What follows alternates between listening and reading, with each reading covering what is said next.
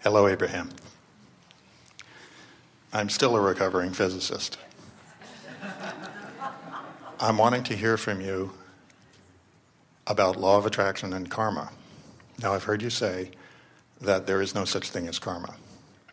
A month ago, I went to hear a man. Well, we have to say, we do not believe that we have ever said there's no such thing as karma, because there is such a thing as anything that anybody holds as a thought, and in other words, everything is valid. Yes. What we say about karma, let's just get it out here in the beginning, and then we will be very quiet and listen to you. Thank you.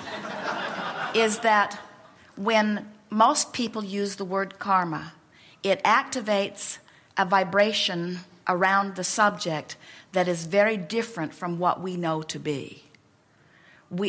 There are many things that people also mean when they use a word like karma that we do agree with, such as there was that which came before now. We agree with that.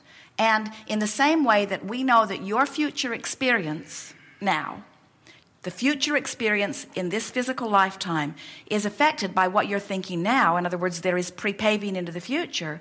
We acknowledge that you are an eternal being who had plans as you came into this life experience.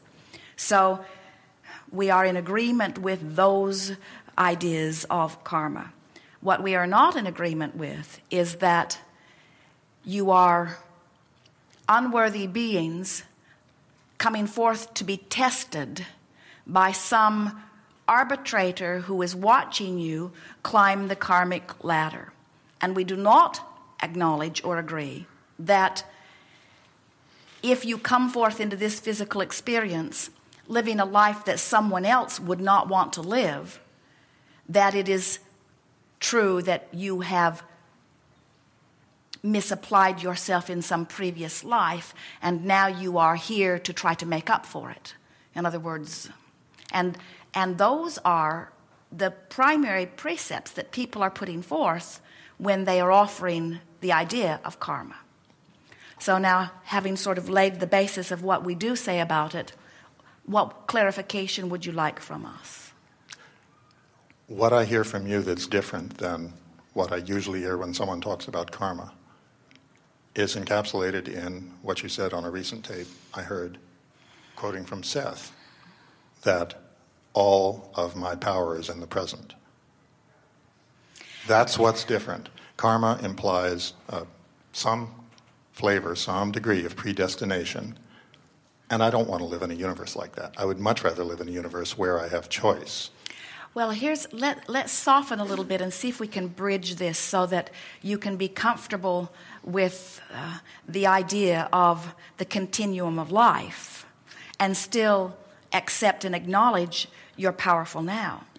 As you stand now, every day you have experiences that cause you to launch preferences. And those preferences literally shoot out like rockets into your future and begin coalescing so that when you walk forward into your future, it has the potential of all kinds of things that you've been asking for.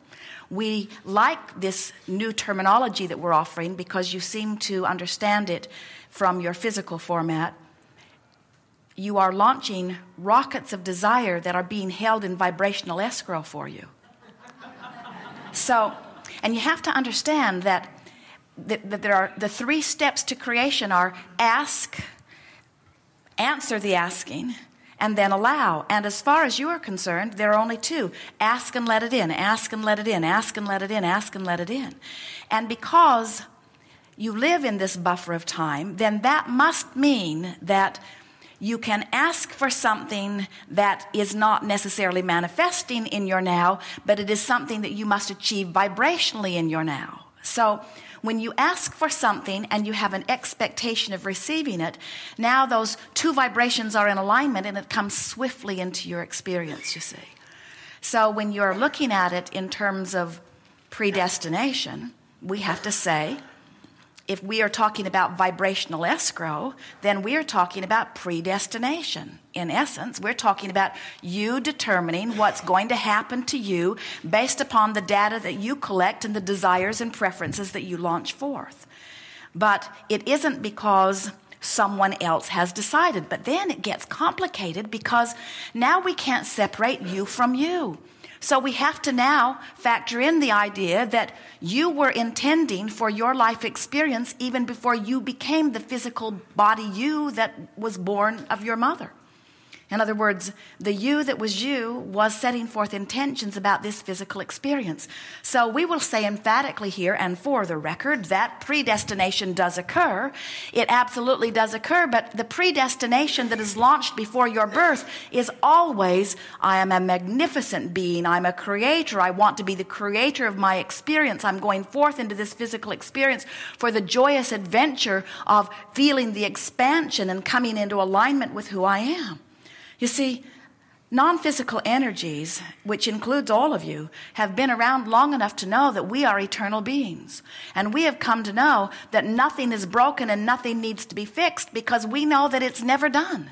We know that any of us could stand in the moment of something unwanted, and we know that in that unwanted moment, desire would be born, that source would begin to answer. You see. The well-being is so pervasive and so understood.